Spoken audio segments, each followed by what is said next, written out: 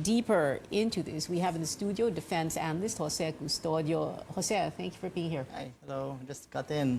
Yeah, thank you for coming to the show tonight, Jose. Let's talk about China. Ito the latest. Now we have this these initial meetings on oil and gas exploration, and a lot of other things happen on the China front. Yes. There's the third telco. There's so many other things. You have all these POGOs that are here in the Philippines that have very strong ties to China. Ang daming nangyayari. What is going on? Well, this is what we had feared would happen in previously, before the Duterte administration, that if you don't contain China, they'll spread everywhere in the country. Okay? The policy before Duterte came in was to contain Chinese involvement in many of our activities, especially in our strategic industries. Like? Telecommunications. Right. But there's a third telco that has... yeah, that's now. And it's and because of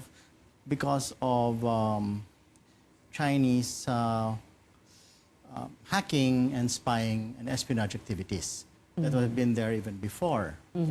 And even concern, not just...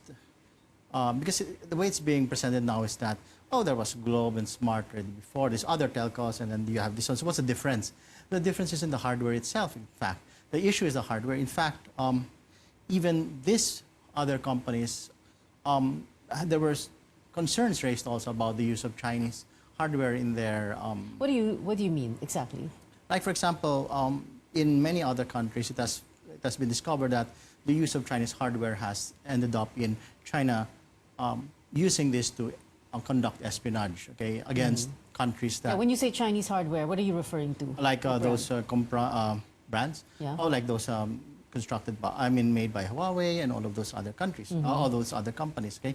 So there have been concerns about that, okay? And this predates even Duterte. And this even predates the creation of this third telco. And this also was concerns on existing hardware in Philippine telecommunications companies, even at that time, just like 6 years ago. This period before, I was I was a consultant at the previous office. I was a previous National Security Advisor's office. So one of our programs was to see how we could contain China. And like I said, telecommunications was one of those. Okay, defense also. Chinese inroads in their defense, it was supposed to be monitored also. Why? Because, again, the Chinese tendency to co-opt people within and to use them for whatever purposes that they have. What are you referring to specifically? Are we talking about the disputed territory? Are we talking about that arrangement that several Chinese firms have with the Philippine military, the armed forces of the Philippines? Yes, parang there are arrangements within our bases, no? Yeah, so arrangements... Or sorry, the camps. Because the Chinese have a tendency to use this to broaden their influence within institutions, okay? And the next thing you know, they start co-opting the institution already. That's the concern. And that was a concern even before. So as much as possible, keep them at arm's length. But the AFP itself signed those agreements, di ba? And it's just interesting because I remember a decade or two ago, mga 2 decades ago, when we had that long drawn-out debate about the visiting forces agreement, VFA with the U.S., and then afterwards we had that discussion naman, no? That very long drawn-out discussion also about EDCA, for example, which would give access to U.S. troops to our military camps. Ang laki ng ang daming kumontra doon kasi daw it is giving access to the Americans. But now we have the Chinese in our... Which is something that was unthinkable before. Like a few years ago, you would not even think of the Chinese being able to secure something so significant within the Philippine military, especially in matters of telecommunications, especially in the fact that we have an alliance system that means that we have to have secure communications with our allies, and China is not our ally. Okay, so but but you know, the Duterte administration, the president himself will say that China is our ally, and I mean, he didn't say it directly, but that is the message, you know, in what he has been saying all these last 2.5 years, is that as chief executive, he decides which direction foreign policy takes, and his direction is towards China and Russia. Yeah, as long as he is as long as his medication most likely doesn't affect his judgment. But that being said, I find it questionable that we have a so-called ally who is actually seizing our territories, in our territorial sea, our EEZ, and even, let's say, in the case of Scarborough Shoal, our territory. Okay, so I do not consider that. Well, maybe that's a president's opinion, but that is not my opinion. That is a country that you could call an ally, that seizes your territory and uses threats to force you into a joint activity with them, or veiled threats to you. Yeah. So that is not the actions of an ally. An ally would be something like Australia, the U.S., Japan. Those would be our allies. Those who help us without resorting to threats and coercion. And the U.S. never did that. Well, the U.S. did that to us like 100 years ago, okay? But now it's a different thing. In the case of the U.S., it has proven itself to be an ally in the sense that, remember, it took 12 senators to kick them out. Well, here, the Chinese, you can't even kick them out of our territory. They've been constructing artificial islands in our EEZ. They've been harassing our fishermen. That's not the action of an ally. Okay? One of their ships deliberately rammed one of our fishing vessels. And then they tried to hide it as some sort of accident, but it appears that that vessel has had record already. So how should we look at this impending joint oil and gas exploration? Well, I look at it in the sense that it leaves a bitter taste in the mouth, okay? And it also enables China we're practically enabling China to consolidate its position in the West Philippine Sea because remember, these are not two countries that are equal, that are engaged in explorations willingly. We are being forced into it because we can't do it. If not, they'll harass us. That's exactly what's been going on, okay? So instead of standing our ground, we're caving into them. Okay. You know, some people who would defend the Duterte administration's having moved towards China and Russia also secondarily would always say that, you know, because now that we're closer to Beijing, we have more leverage with other countries, with our traditional allies. I would like to know what they're smoking, actually. It must be good. It must be a good drug. But the thing is that what leverage are they talking about? Okay, we practically caved into them, even in the ramming incident. Okay, we don't.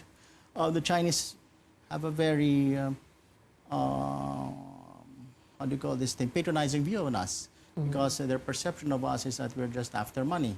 That's how they view the Philippines, specifically because of the actions of the Duterte administration. So I don't know what they're talking about. What leverage are they talking about? Maybe because we finally joined this gang of countries that... Gang? What do you mean, the Silk Road? No, the gang of countries that have abysmal human rights records. Okay. Yeah, and we actually defended Beijing's atrocious record in Xinjiang.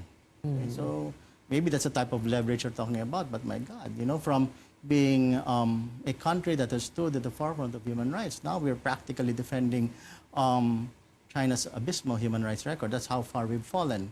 And if they think that's leverage, well, shame on them. Yeah, is it how far we have fallen or how high we have risen? Because again, those who defend this change in foreign policy would always say, you know, the world has changed, and now China is the center of the world. Before it used to be the U.S. You know, everybody wants to go to the U.S. Now it's everybody wants to go to China, and it is the new powerful kid on the block, and we should ally with them. We're going to get a lot of benefits by being on their side, on their good side. Okay, let me take that thing apart first. Okay. Well, I do know a lot of Chinese who want to go to the U.S. Okay, so it's not people wanting to go to China. There are a lot of Chinese who actually just want to get out of China because they find it so constricting. Okay, the Chinese government is all encompassing. Okay, their development. It's said that they're a rising economy, but in fact that they're being badly hit by this trade war that they have with the U.S. And then another one is the fact that Hong Kong itself is in an upheaval. Okay, and it's affecting also the performance of the economy in that part of China. And then at the same time, China's military is nowhere near the U.S., much less the U.S.'s allies. Okay, so China has a long way to go. It's not a